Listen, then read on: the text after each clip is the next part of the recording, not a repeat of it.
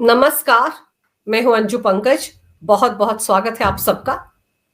औरों को नसीहत, खुद मियां फजीहत, ये कहावत दिल्ली के पूर्व सीएम अरविंद केजरीवाल और उनकी पूरी की पूरी पार्टी पर बिल्कुल सटीक बैठती है।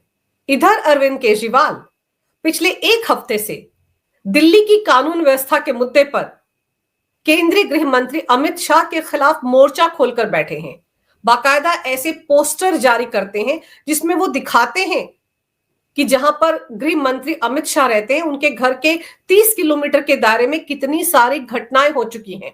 लेकिन दूसरी तरफ पंजाब में उनकी सरकार है, भगवंत मान वहां के सीएम है।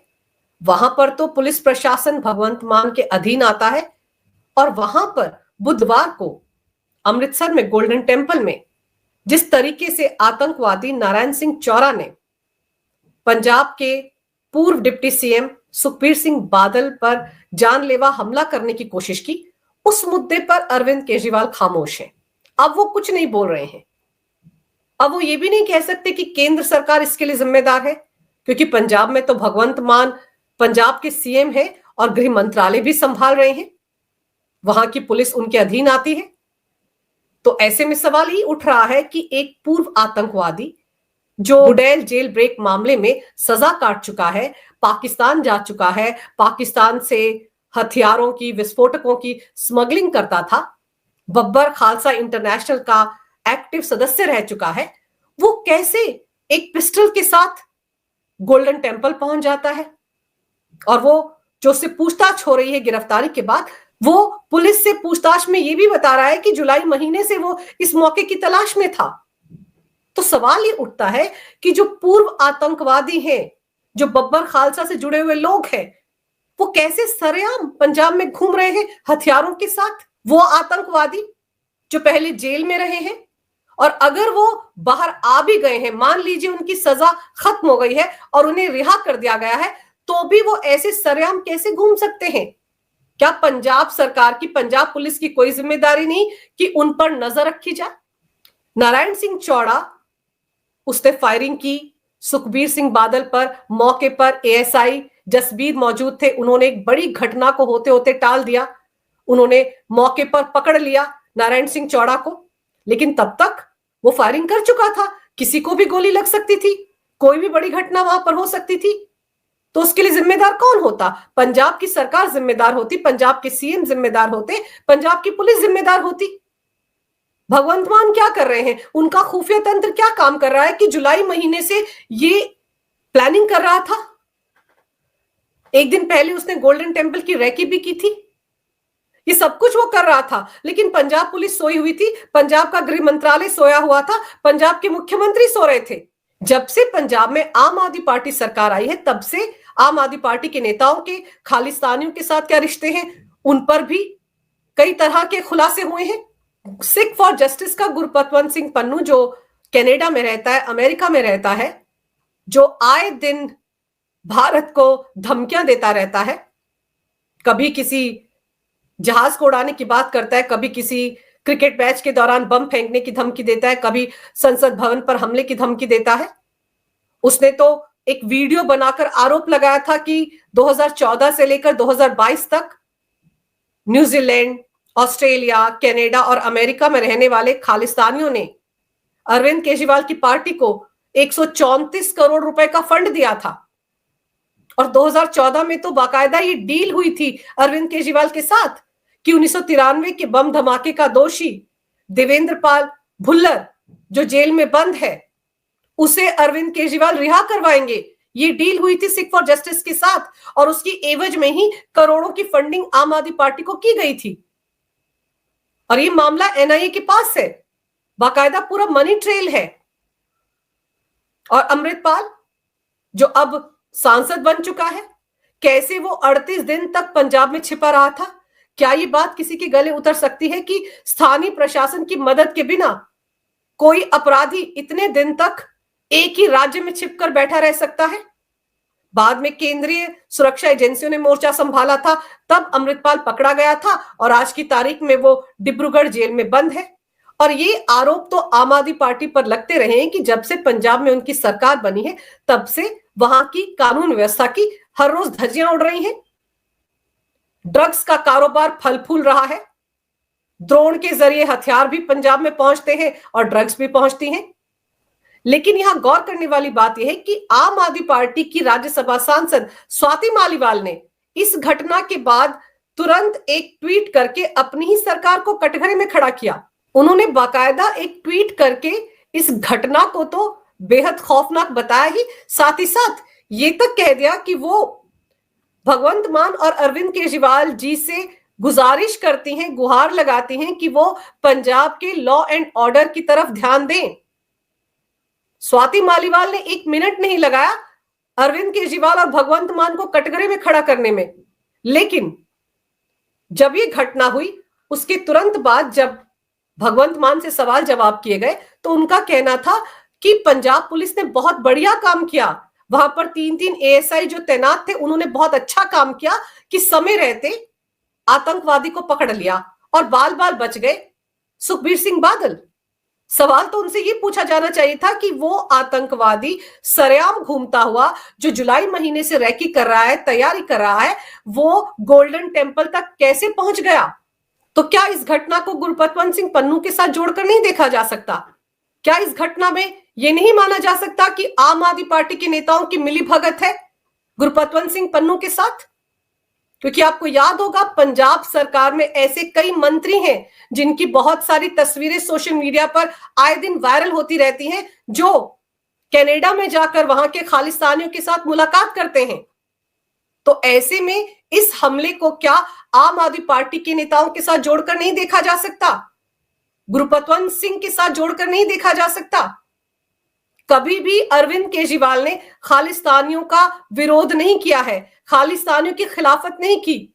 लेकिन फिर भगवंत मान क्या करें? आजकल तो वो शायद एक रबर स्टैंप बन गए हैं, क्योंकि पंजाब की सरकार को तो अरविंद केजरीवाल के पूर्व पीए विभव कुमार चला रहे हैं। आपको याद होगा पिछले महीने ही विभव कुमार को नई पोस्ट देकर अरविंद केजरीवाल ने पंजाब में भेजा है। वो पंजाब सरकार के चीफ एडवाइजर बन गए हैं और यहां तक कहा जाता है कि पंजाब के डीजीपी उनको रिपोर्ट करते हैं, पंजाब के मुख्य सचिव भी उनको रिपोर्ट करते हैं। और ये बातें सुनी सुनाई नहीं है, बल्कि आम आदमी पार्टी की राज्यसभा सांसद स्वाति मालीवाल ने बाकायदा एक्स पर ट्वीट करके ये जानकारी दी थी। उन्होंने तो ट्वीट में ये भी कहा था कि भगवंत मान को अपनी जिम्मेदारियों का एहसास होना चाहिए, उन्हें एक रबर स्टाम्प सीएम नहीं बनना चाहिए।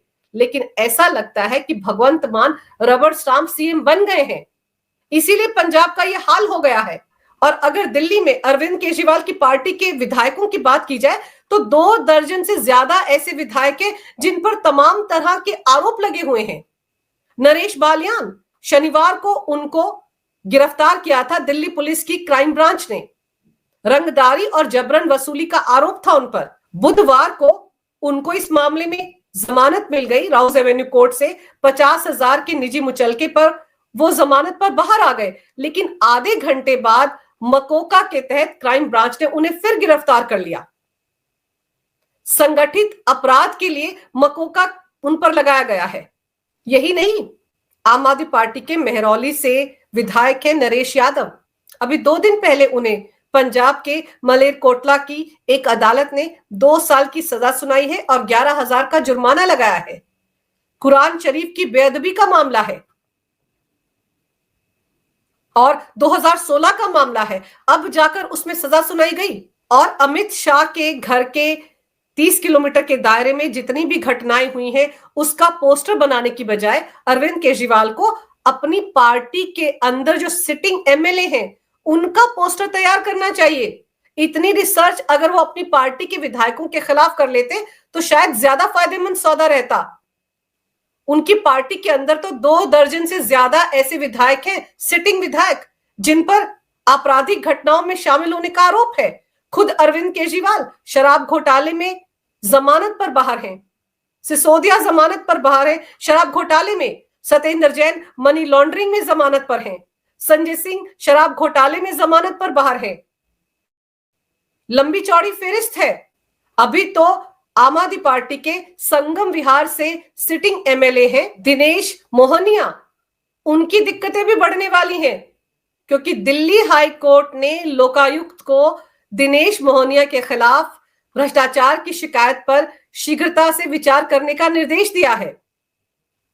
दिल्ली हाई कोर्ट के चीफ जस्टिस मनमोहन की अध्यक्षता वाली पीठ ने यह आदेश एक याचिका पर सुनवाई के दौरान दिया। याचिका में लोकायुक्त को मोहनिया के खिलाफ शिकायत पर विचार करने का निर्देश देने की मांग की गई थी। 2020 का मामला बताया जाता है। याचिकाकर्ता ने आरोप लगाया था दिनेश मोहनिया पर कि उनके आदमी संगम विहार में लोगों से पानी की एवज में पैसा इकट्ठा करते हैं और उस पैसे को दिनेश मोहनिया तक पहुंचाते हैं और वहां के लोगों को जो सरकारी बोरवेल है उसके पानी का इस्तेमाल करने के लिए और टैंकर से पानी मंगवाने के लिए दोनों तरफ के लोगों को पैसा देना पड़ता है। बाकायदा याचिकाकर्ता ने लोकायुक्त के सामने सबूत भी रखे थे, वीडियो भी रखे थे, दस्तावेज भी रखे थे और उनकी शिकायत पर लोकायुक्त सुनवाई नहीं कर रहा था, जिसके बाद याचिकाकर्ता दिल्ली हाई कोर्ट गए और दिल्ली जल बोर्ड के अध्यक्ष और उपाध्यक्ष का नाम भी इस घोटाले में सामने आ रहा है। और दिल्ली जल बोर्ड के तो कितने सारे घोटाले हैं। एक घोटाले में तो अरविंद केजरीवाल को ईडी ने सम्मन भी जारी किया था, 38 करोड़ का घोटाला है। फिर एसटीपी टैंक लगाने का घोटाला है। तो किस किस का बचाव अरविंद केजरीवाल करेंगे? उन्हें दूसरों पर आरोप लगाने से पहले अपने गिरेबान में झांकना चाहिए, अपनी पार्टी के विधायकों की तरफ देखना चाहिए, खुद को भी आईने में खड़े होकर देख लेना चाहिए। पूरी दिल्ली में पोस्टर लगे हुए हैं, मेरा केजरीवाल ईमानदार है। अगर वो ईमानदार होते तो अपनी पार्टी के इन सब विधायकों के खिलाफ भी कोई ना कोई कार्रवाई करते और तो और खुद तिहाड़ जेल जाने से पहले अपने पद से इस्तीफा देते।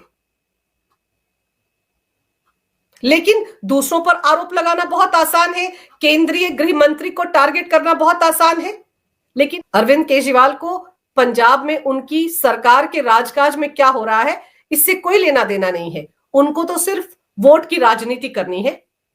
वो जानते हैं कि जिस तरह से घोटालों में आम आदमी पार्टी के नेता फंसे हुए हैं, भ्रष्टाचार का आरोप उन पर भी है, शराब घोटाले का आरोप उन पर है, तो उनके पास मुद्दों की तो कमी है। इसीलिए फ्री की रेवड़ियां दिल्ली वालों को बांट रहे हैं। इसीलिए बीजेपी को घेरने के लिए, केंद्र सरकार को घेरने के लिए लॉ एंड ऑर्डर को एक बड़ा मुद्दा बना रहे हैं। लेकिन जब जब अरविंद केजरीवाल दिल्ली की कानून व्यवस्था पर सवाल उठाएंगे, तब तब उन्हें पंजाब की कानून व्यवस्था पर भी जवाब देना पड़ेगा, क्योंकि वो आम आदमी पार्टी के मुखिया हैं, संयोजक हैं। उन्हें बताना पड़ेगा कि पंजाब में खालिस्तानी आतंकवादी फिर से सिर क्यों उठा रहे हैं, पन्नू के साथ इनका क्या कनेक्शन है, आम आदमी पार्टी के राज में ये सब कुछ क्यों हो रहा है। और अरविंद केजरीवाल ने 1993 के बम धमाकों के दोषी देवेंद्र पाल भुल्लर को रिहा करवाने के लिए उस वक्त के राष्ट्रपति को चिट्ठी क्यों लिखी थी। तो ऐसे में नारायण सिंह चौरा का आम आदमी पार्टी से क्या कोई रिश्ता है? इस सवाल के चलते अब आम आदमी पार्टी के इर्द गिर्द शिकंजा कसना तय है। अगर आपको ये वीडियो अच्छा लगे तो कृपया इसे लाइक करें, शेयर करें। अगर आप पहली बार मेरे चैनल पर आए हैं तो कृपया मेरे चैनल को सब्सक्राइब करना ना भूलें। मेरे चैनल को अपना पूरा समर्थन दें। ये वीडियो देखने के लिए बहुत बहुत धन्यवाद। नमस्कार। भारत माता की जय हो। वंदे मातरम और जय श्री राम।